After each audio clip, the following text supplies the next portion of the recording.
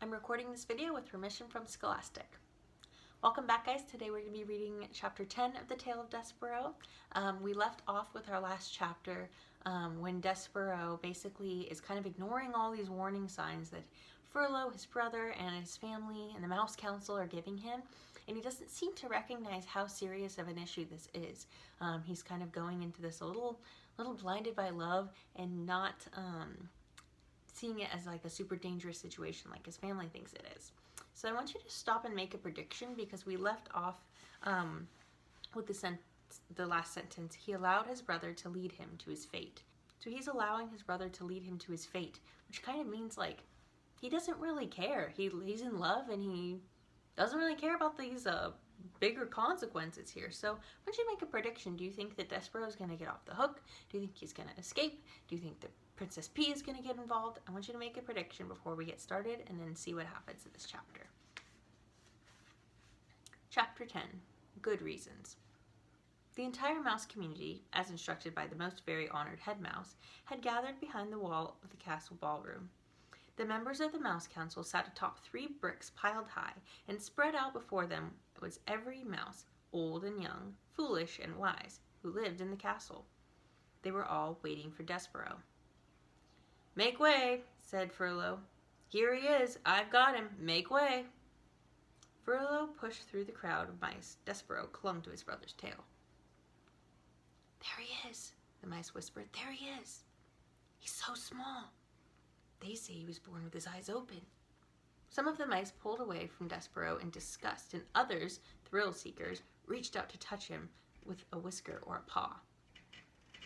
The princess put a finger on him. "They say he sat at the foot of the king." "It is simply not done," came a distinctive voice of Deseperaux's Aunt Florence. "Make way," shouted Furlough. "I'm right here. I have Deseperaux Tilling, who has been called to sit with the Mouse Council." He led Deseperaux to the front of the room. "Honored members of the Mouse Council," shouted Furlough, "I have brought you Deseperaux Tilling, as you requested, to sit with you." He looked over his shoulder at Deseperaux. "Let go of me," Furlough said. Deseperaux dropped Furlough's tail. He looked up at the members of the Mouse Council. His father met his gaze and then shook his head and looked away. Deseperaux turned to face the sea of mice. "To the dungeon!" a voice cried out. "Straight to the dungeon with him!" Deseperaux's head, which had been full of such delightful phrases as happily ever after and lovely ears and I honor you, suddenly cleared. "Straight to the dungeon!" another voice shouted. "Enough," said the most very honored head mouse. "This trial will be conducted in an orderly fashion. We will act civilized." He cleared his throat. He said to Deseperaux, "Son, turn and look at me." Deseperaux turned. He looked up into the head mouse's eyes. They were dark eyes, deep and sad and frightened, and looking into them, Deseperaux's heart thudded once and twice. "Deseperaux Tilling," said the head mouse. "Yes, sir," said Deseperaux. "We, the 14 members of the Mouse Council, have discussed your behavior. First, we will give you a chance to defend yourself against these rumors of your acts. Did you or did you not sit at the foot of the human king?" "I did," said Deseperaux, "but I was listening to music, sir. I was there to hear the song that the king was singing." "To hear the what?" "The song, sir. He was singing a song about the deep purple falling over sleepy garden walls." The head mouse shook his head. "Whatever you're talking about is besides the point. The question is this, and only this. Did you sit at the foot of a human king?" "I did, sir." The community of mice shifted their tails and paws and whiskers. They waited. "And did you allow the girl human, the princess, to touch you?" "Her name is P." "Never mind her name. Did you allow her to touch you?" "Yes, sir," said Deseperaux. "I let her touch me. It felt good." A gasp arose from the assembled mice. Deseperaux heard his mother's voice. "Monsieur, it is not the end of the world. It was a touch. What of it?" "It simply is not done," came Aunt Florence's voice from the crowd. "To the dungeon," said a mouse in the very front row. "Silence!" roared the most very honored head mouse. "Silence!" He looked down at Deseperaux. Do you, Deseperaux Ch, understand the sacred, never-to-be-spoken rules of conduct of being a mouse? Yes, sir, said Deseperaux. I guess so, but... Did you break them? Yes, sir, said Deseperaux. He raised his voice. But I broke the rules for good reasons. Because of music. Because of love. Love, said the head mouse. Oh, cripes, said Furlough. Here we go. I love her, sir, said Deseperaux. We are not here to talk about love. This trial is not about love.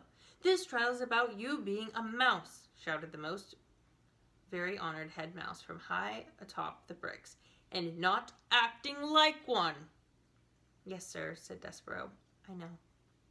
No, I don't think you do know, and because you do not deny the charges, you must be punished.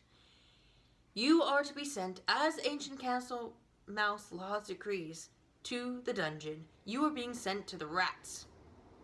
That's right, shouted a mouse in the crowd. That's the ticket. The dungeon? The rats? Deseperoux's heart sank all the way to the tip of his tail. There would be no light in the dungeon, no stained glass windows, no library, and no books. There would be no Princess P. But first, said the most very honored head mouse, we will give you the chance to renounce your actions. We will allow you to go to the dungeon with a pure heart. Renounce? Repent. Say that you are sorry you sat at the foot of the human king. Say you are sorry you allowed the human princess to touch you. Say you regret these actions. Deseperaux felt hot and then cold and then hot again. Renounce her? Renounce the princess? Mon Dieu, shouted his mother. Son, do not act the fool. Renounce! Repent! What say you, Deseperaux Ch? I say... No, whispered Deseperaux. What? Said the head mouse. No, said Deseperaux, and this time he did not whisper the word. I am not sorry. I will not renounce my actions. I love her. I love the princess. There was a bellow of collective outrage. The whole of the mouse community surged towards Deseperaux. The mice seemed to become one angry body with hundreds of tails and thousands of whiskers, and one huge, hungry mouth opening and closing and opening and closing, saying over and over and over, "To the dungeon! To the dungeon! To the dungeon!" The words pounded through Deseperoux's body with each beat of his heart. Very well, said the most very honored head mouse. You will die then, with a black heart. Threadmaster, he called, bring out the thread. Deseperaux marveled at his own bravery. He admired his own defiance. And then, reader, he fainted. So that's the end of chapter 10. I hope you guys enjoyed. It was interesting to see Deseperaux kind of navigate through this trial. All the mice on the mouse council seemed pretty angry and mean, and Deseperaux just wasn't having it. At first he was really timid, you could notice, and then he decided to kind of be brave and not go against what he believed and what he felt, but he decided to accept the punishment, and let's see what happens. I'm excited to keep reading this with you guys because it's been a long time since I've read this story. But again, I want you to make another prediction. Now that we know that Deseperaux is being sent off to the dungeon, what do you think is going to happen next? Do you think that he's going to spend the rest of this book in a dungeon? Probably not. I don't know. Maybe. So I want you guys to make a prediction, and I will see you guys in our next video. Bye, everyone.